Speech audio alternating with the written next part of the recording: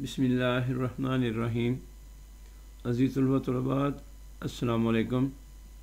Forever education के platform पर एक नए लेक्चर के साथ हाज़िर हूँ और आज का हमारा लेक्चर उर्दू जमात नहम की कहानियाँ हैं और आज की हमारी कहानी का अनवान है नींबू निचोड़। जो मेरे चैनल पर नए हैं मेरे चैनल को सब्सक्राइब करें, शेयर करें, लाइक करें और बेल आइकन का दबाना मत भूलें ताकि हर नई आने वाली वीडियो का फौरी तौर पर नोटिफिकेशन आपको मिल सके। बेटा कहानी लिखने के लिए कुछ ज़रूरी हदायत हैं जिन पर अमल करना लाजमी है ताकि आपकी कहानी बेहतर हो सके और आप बोर्ड में इंशाल्लाह पूरे नंबर इसमें हासिल करने में कामयाब हो सकें। सबसे पहले जब आपने कहानी शुरू करनी है तो कहानी का अनवान ज़रूर लिखना है। इसके बाद कहानी का तल्लुक़ चूँकि गुज़रे ज़माने से होता है इसलिए इसको हमेशा फ़ेल माजी के सीगे में लिखना ज़रूरी है।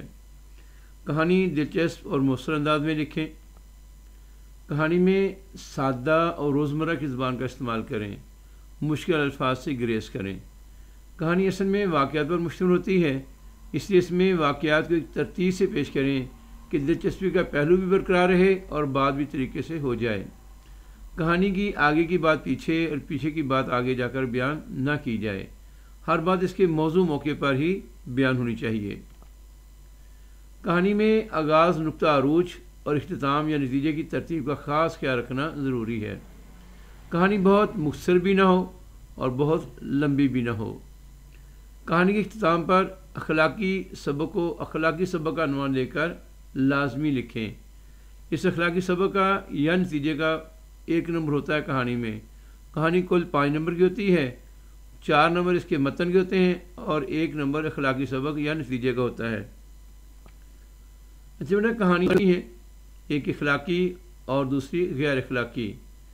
अखलाकी कहानी का मकसद बच्चों का अखलाक संवारना होता है। ज़ैल में अखलाकी कहानी दर्ज की जाती है जिसमें बताया गया है कि मुफ्तखोरी हमेशा बासे तज़लील होती है। मुफ्तखोर को हमेशा ज़िल्लत भरे अंदाज में देखा जाता है। इस अखलाकी कहानी को हम यूँ तहरीर कर सकते हैं। सबसे पहले हम इसका अनवान लिखेंगे नींबू निचोड़। एक दफ़ा जिक्र है कि एक आदमी किसी होटल में खाना खा रहा था। इसे पहली बार इस शहर आने का इत्तेफाक हुआ था इसलिए वो शहर में अजनबी था। वो खाना खा रहा था कि एक नींबू निचोड़ उसके पास पहुंच गया। ये एक मुफ्तखोर इंसान था। ये किसी किस्म का काम नहीं करता था और सारी ज़िंदगी दूसरों के सहारे ही गुजार देना उसका मकसद था। उसने मेहमान के आगे खाना पड़ा हुआ देखा, जिसके मुंह में पानी भर आया। उसका दिल चाहने लगा कि मेहमान उसे भी अपने साथ खाने में शरीक कर ले। वो कुछ सोच रहा था कि क्या तदबीर काम आ सकती है। उसके जहन में पुराना तरीका ही आया। उसके पास नींबू मौजूद थे। उसने जेब से एक नींबू निकाला और मेहमान के पास आकर बैठ गया और कहने लगा, जनाब खाने का असल मज़ा तो नींबू के साथ आता है। ये कहकर उसने मेहमान की प्लेट में नींबू निचोड़ दिया। मेहमान ने इसे ऐसा करने से मना किया लेकिन वो तो नींबू निचोड़ चुका था।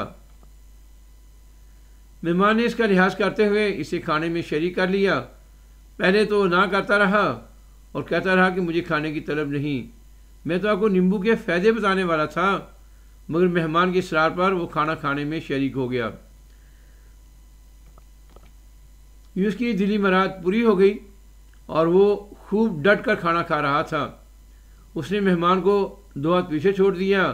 वो खाना भी खाता जा रहा था और शुक्रिया भी अदा करता जा रहा था। ये नींबू निचोड़ अच्छा खासा पेटू था और बहुत सारा खाना खा गया। उसने मेहमान के लिए भी खाना ना छोड़ा। अब वो खूब पेट भर चुका। पेट भरने की देर थी कि वो फ़ौरन चलता बना।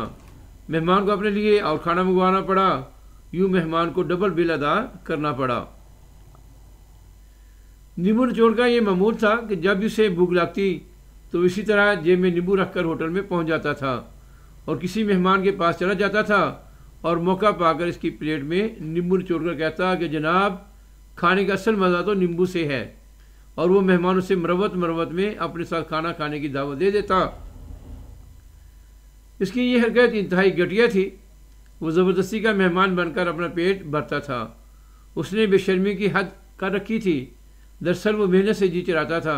इसे अपनी इज़्ज़त नफ्स का ख्याल ना था وہ مفت خور اور بے غیرت تھا۔ اخلاقی سبق: مفت خوری بہت بری عادت ہے۔ بیٹا امید ہے آپ اس لیکچر سے مستفید ہوں گے۔ آپ اس کو خود بھی سنیں، اپنے دوست احباب میں شیئر کریں تاکہ زیادہ سے زیادہ طلباء و طلبات اس سے مستفید ہو سکیں۔ میرے چینل کو سپورٹ کریں، لائک کریں، سبسکرائب کریں، شیئر کریں اور بیل آئیکن کا بٹن دبانا مت بھولیں۔ ایک نئے لیکچر کے ساتھ جلد حاضر ہوں گا، تب تک کے لیے فی امان اللہ۔